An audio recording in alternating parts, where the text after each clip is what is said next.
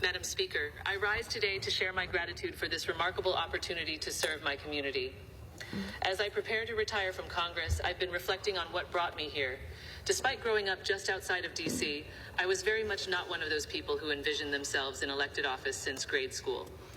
But I did want to help people. That's why I chose to be a lawyer.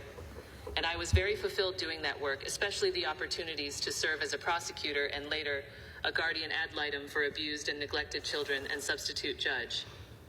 Then, one day in late 2008, I went just around the corner from my law office to Ida Lee Park in Leesburg to hear a skinny guy with a funny name talk about his message of hope and change and yes, we can. Hearing then Senator Obama speak was the first time that I stopped thinking, that can't be me, and started thinking, yes, I can. I believed him when he said that we could come together around what unites us as Americans and do the hard work of making life better for our neighbors. And so my political career began.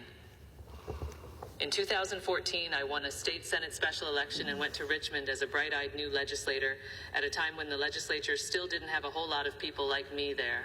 I was one of just a few women with school-age kids and served in the minority. I learned quickly that my best ideas for policy come from my constituents. I heard a woman's tragic story of losing her brother to an overdose and took action to make Narcan more accessible. I worked with a mom to help pass a law that gave greater benefits to single parents of kids with disabilities. Another constituent came to me about her horrific sexual assault story, so I wrote a law empowering victims of revenge porn to file lawsuits and recover damages from their perpetrators. But then in 2016, another unlikely candidate for president led me to make a career change I never could have imagined. Once again, though, it was the hope that I could help people that led me to run for Congress.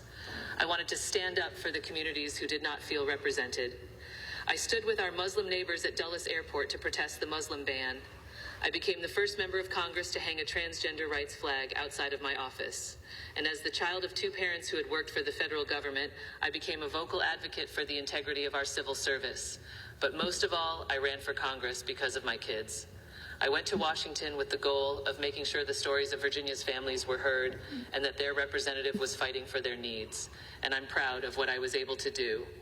Like working on legislation to invest in childhood cancer research, in honor of a young constituent, Gabriella Miller, and her courageous battle and advocacy, supporting survivors of domestic violence and abuse, expanding mental health resources for Capitol Police in the wake of January 6th, and standing up for human rights of Uyghurs in China. It has been quite the, quote-unquote, unprecedented 6 years in Congress. Facing the longest government shutdown in history, not one but two impeachments, a pandemic, an insurrection. And in the midst of it all, I began facing the greatest challenge of them all, my battle with PSP. One of the first questions I asked my doctor after my diagnosis was if I could still run for re-election. His response, "Why would you want to?"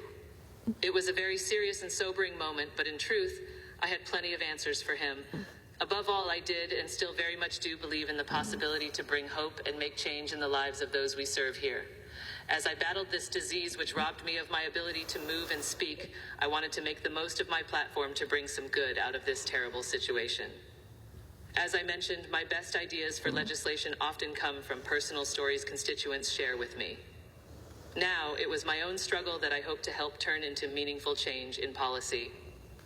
One of my proudest moments in Congress has been successfully helping lead the bipartisan national plan to end Parkinson's Act to become law, the most consequential legislation ever passed to tackle Parkinson's and related conditions like my PSP.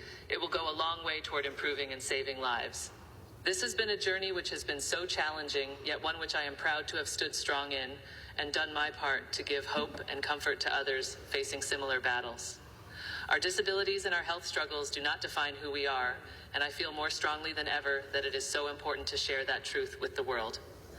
This journey could not have been possible without so many people who share my belief that I could make positive change and conviction that there is real good to be done through public service. To my family, Team Wexton, and all the people of Virginia 10, thank you. I hope I've made you proud. As I head into my final days in Congress, I'm choosing, once again, to have hope. People didn't lose hope in me after my diagnosis. I have real hope that one day we'll find a cure for PSP.